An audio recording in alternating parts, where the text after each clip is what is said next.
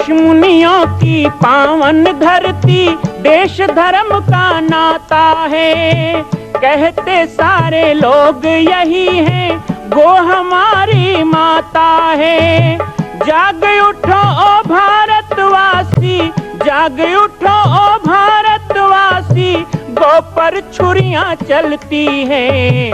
बंद करो गो माँ की हत्या, सारी जनता कहती है। बंद करो गो माँ की हत्या, सारी जनता कहती है।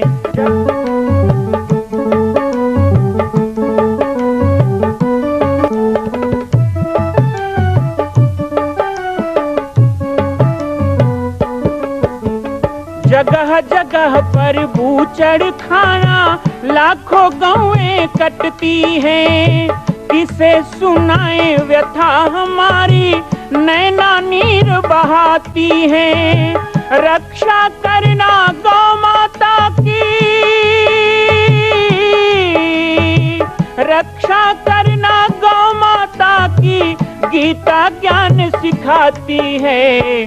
बंद करो गो माँ की हत्या, सारी जनता कहती है। बंद करो गो माँ की हत्या, सारी जनता कहती है।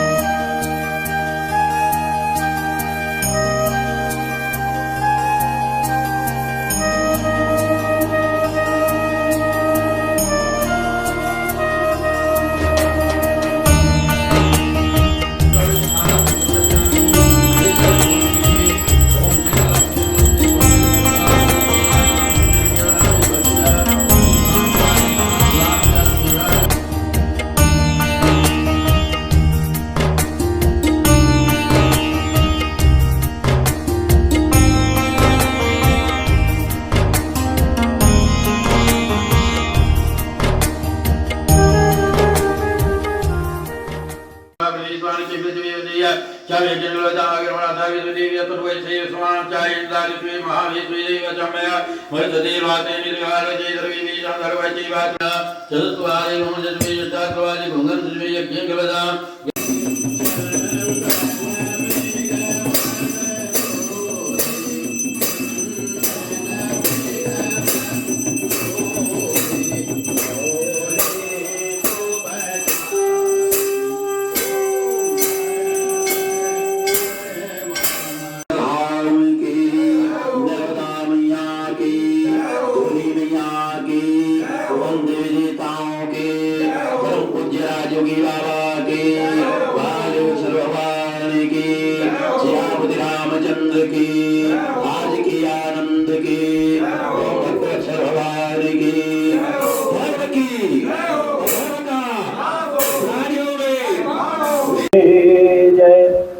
उमावली महादेव की जय, पाटेश्वर धाम की जय, राजयोगी बाबा की जय, बालेश्वर भगवान की जय। आइए पाटेश्वर धाम की पुण्य धरा पर पुरुषोत्तम महत्तम के इस अद्भुत बेला और इस पाटेश्वर धाम की धरा पर पूज्यपाद बालेश्वर जी भारद्वाज जी महाराज जी हैं, जो परम पूज्य प्रातःस्मरणीय परम पूज्य गुरुदेव राजयोगी बाबा कृपा पात्र शिष्य है। हमने बहुत कुछ देखा, चला, सुना, लेकिन जो गुरु और शिष्य का यहाँ पर जो मिलन हुआ, जो शिष्टाचार हुआ, जो मर्यादा क्रम चला, वो आज हमें पाटेश्वर धाम में देखने को मिलता है। प्यारे भक्तजनों, यह पुराण श्री रामचरितमानस पाठ नित्य 30 तीसरी तक चलेगा और साथ ही शिव महापुराण कथा ऐसे पावन बेला बना हुआ है पुरुषोत्तम मास, जो पुरुषोत्तम भगवान स्वयं अपने मुखारविंद से वर्णन किए हैं। और ऐसे देखते 33-53 मुख्य था पुरुषोत्तम पुराण में। और इस पुरुषोत्तम मास के अंतर्गत मानव को जब तक नियम, श्रद्धा, भाव, भक्ति, पठन पाठन, जपन इत्यादि करना चाहिए, गुरु के आश्रम जाना चाहिए, गुरु का पूजा करना चाहिए। कहते हैं बिन सत्संग विवेक न होई, राम कृपा बिना सुलभ न सोई। आज राजयोगी बाबा जी भी इसी तरह इस वीरावान जंगल में निवास करके तपोभूमि बना दिया और हम सब आए हैं यहाँ तपने के लिए आए हैं। और हमें चाहिए भी मन से, वचन से, कर्म से अधिक संख्या में ऐसे ही श्रावण मास शिव जी का मास है और साथ में ऐसा जो मेरा पुरुषोत्तम मास का है। हमारे पूज्य बालकदास जी हैं, अपनी मधुर वाणी में, सरल भाषा, सुंदर वाणी में आप लोगों को, हम सबको सुना करके किताब करेंगे। और मैं अधिक क्या कहूँ, स्वयं बालकदास जी बैठे हुए हैं और उनको जानते ही हैं, अवतारी पुरुष हैं। हमें लगता है अच्छा बालकदास जी, लेकिन जो अनुभव करता है वो अनुभव कर पाएगा। आइए मैं अपनी वाणी को विराम देते हुए पूज्यपाद गुरु महाराज जी बालकदास जी से निवेदन करूँ, आज की कार्यक्रम प्रारंभ करें। बोलो पाटेश्वर धाम की, शिव महापुरा की, राजयोगी बाबा की, धोनी मैया की जय जय श्री तारा नमः पार्वती पते। रामायण खोल लो चैतन्य। कमलेभ्यो नमः, श्री हनुमते नमः। रामो राजमणि सदा विजयते, रामं रमेशं भजे। रामेणाभीता निशाचर चमो, रामाय तस्मै नमः। रामान्नास्ति परायणं परतरं, रामास्य दासोऽस्म्यहम्। रामे चित्तलयः सदा भवतु मे भो, राम मामुद्धरम्। श्री ठाकुर जी की पावन कृपा से और पूज्य गुरुदेव भगवान के कृपा प्रसाद से मास परायण पुरुषोत्तम मास के अवसर पर रामचरितमानस का सुंदर सा पाठ और पाठात्मक कथा का भी वाचन करने का अवसर सर्वसिद्ध शक्तिपीठ तपोभूमि श्री जामरी पाटेश्वर धाम में हम सभी को प्राप्त हो रहा है। श्री जामरी पाटेश्वर धाम में स्वयं आकर जो भक्त जुड़ रहे हैं कथा में, उनका भी सौभाग्य है। और आप सभी जो ऑनलाइन इस कथा को घर बैठे आनंद ले रहे हैं, आप सबका भी बड़ा सौभाग्य है। गोस्वामी तुलसीदास जी के पावन राम कथा को, रामचरितमानस को हम सभी श्रवण करने के लिए ललायित होते हैं। रामचरितमानस के महात्म्य में कहा गया, रामचरित जे सुनहि अघाही, रस विशेष जाना तिन नाही। अर्थात जो रामचरित मानस को सुन के कहे कि मेरा मन भर गया, तो समझ लो कि उसने कुछ जाना ही नहीं, कुछ पाया ही नहीं। भगवान की कथा तो ऐसा है कि जिसको सुनने के बाद कभी तृप्ति होती ही नहीं है और सुनने की लालसा बढ़ जाती है, बार बार उस कथा को श्रवण करूं ऐसा मन होने लगता है। यही भगवान के चरणों में गोस्वामी तुलसीदास जी ने सबसे पहले शिव और सती का चरित्र सुनाया। मासपरायण के दूसरे विश्राम में कल हमने सती मोह के प्रसंग पर चर्चा की और रामचरितमानस का पाठ किया। आज आप सब के साथ मिलकर आप भी अपने घरों में रामायण की पुस्तक खोल लें और हमारे साथ ही मासपरायण तीसरे विश्राम तक चलेंगे और सुंदर सा पाठ भगवान नाम के कीर्तन के साथ करेंगे। जय राम जय जय राम, बोलो श्री राम जय जय राम। राम जय जय राम, श्री राम जय जय राम। श्री सती जैसी महान जो स्वयं जगन माता है, उन्हें भी भगवान की माया व्याप लेती है। लेकिन भगवान के लीला के सामने, लीलाधारी के सामने सती भी उनकी लीला को समझ जाती है। जब चारों तरफ राम ही राम देखती है तो सती व्याकुल होकर बैठ जाती है और भगवान के माया को प्रणाम करके फिर भगवान शंकर की तरफ वो आगे बढ़ती है। यहाँ पर गोस्वामी तुलसीदास जी कहते हैं, शिव जी बताने लगे, लेकिन कथा बताते समय भी हास व्यंग हो जाता है ना, वह भी मर्यादा के विपरीत था क्योंकि वो माँ का रूप धारण कर चुकी। इसलिए शिव जी ने अब निश्चय कर लिया कि अब मैं अखंड समाधि लगा लूंगा, और शिव जी समाधि लगाकर बैठ गए। शंकर सहज स्वरूप तुम्हारा लागी समाधि अखंड अपारा। शिव जी को अखंड समाधि लग गई। ना जाने कितने युग कल्प के लिए समाधि लगा ली, संकल्प हो गया, अब शिव उठने वाले नहीं। सती अकेले कैलाश में हो गई, अकेली हो गई। संसार में आदमी लाखों के बीच में रह के भी कहीं अकेला हो जाए तो दंड है, लेकिन अकेला रह के भी मस्त रहे तो समझ लो वो फकीरी है, वो मजा है, आनंद है। सती ने झूठ बोला, भगवान शिव ने कुछ नहीं कहा, माता का दर्जा दे दिया, त्याग दिया, लेकिन भवन से बाहर नहीं किया। अब पिता के यहाँ यज्ञ है, जाने की आज्ञा मानती है। भगवान शिव समझा रहे हैं कि देखो, कुछ जगह पर बिना बुलाए जाना चाहिए। सब पुत्री को बुलाया, आपको नहीं बुलाया। हमारा बैर है और तुम्हारे ऊपर निकाल रहे हैं। दमान से गुस्सा है तो बेटी से तो अच्छा रहना चाहिए। बेटी तो बेटी होती है ना।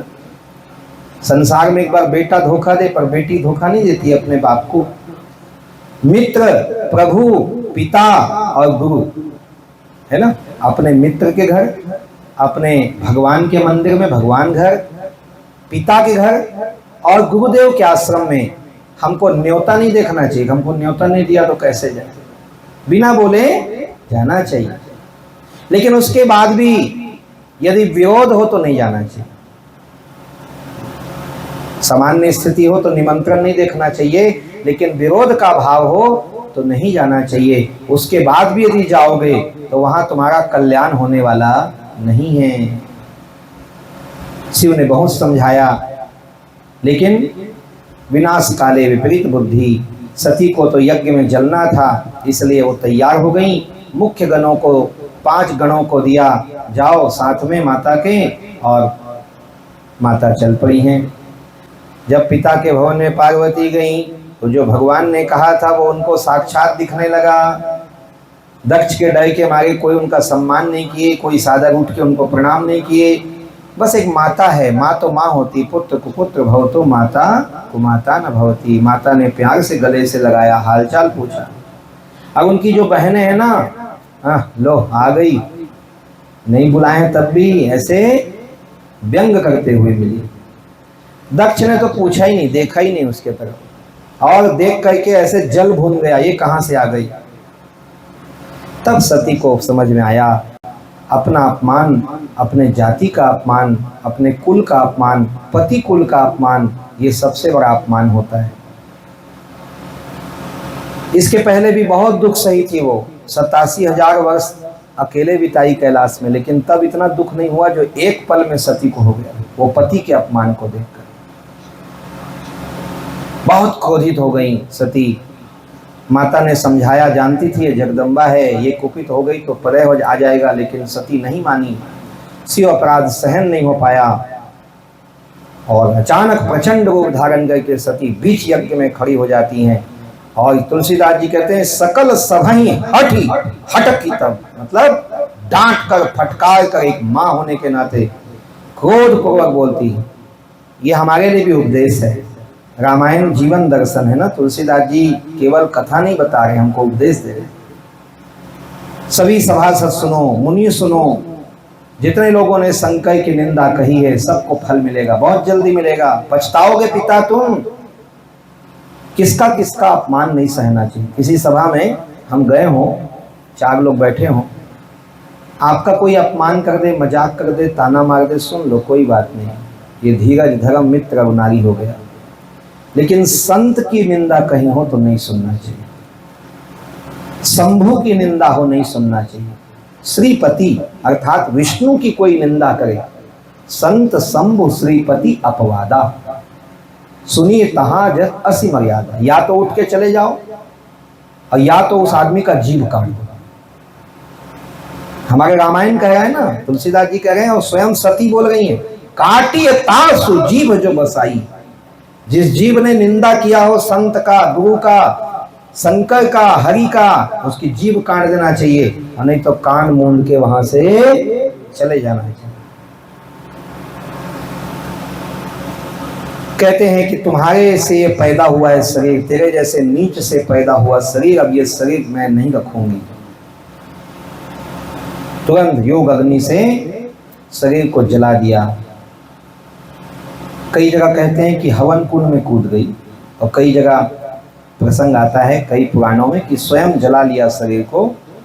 कुल मिलाकर सती का शरीर जलने लगा, हाहाकार मच गया, और जितने शंभु के गण आए थे वो सब मार काट करने लगे, यज्ञ को विध्वंस करने लगे। तो भृगु ऋषि ने उस समय उन दूतों को बांध दिया और यज्ञ की रक्षा की। लेकिन शिव विरोधी कितने देर तक सुरक्षित रह सकता है। मां कौशल्या की पावन जन्मभूमि छत्तीसगढ़ प्रांत में बालोद जिला में स्थित है श्री सर्वसिद्ध शक्तिपीठ जामड़ी पाटेश्वर धाम। परम पूज्य सद्गुरुदेव राजयोगी बाबा जी की तपस्थली श्री पाटेश्वर धाम और विश्व के अद्वितीय मां कौशल्या जन्मभूमि मंदिर निर्माण का दर्शन करने और इसी प्रकार समसामयिक विषयों पर अपना ज्ञान वर्धन करने के लिए और 10,000 गायों के लिए बनने वाले श्री हनुमान नंदीशाला गो अभ्यारण्य का समाचार प्राप्त करने के लिए आप सभी देखते रहें YouTube चैनल पर राम बालक दास, और हमारे चैनल को आप सभी सब्सक्राइब करें, घंटी का बटन दबाएं ताकि आप सूचनाओं से जुड़े रह सकें। जय श्री राम, जय गौ माता, जय गोपाल।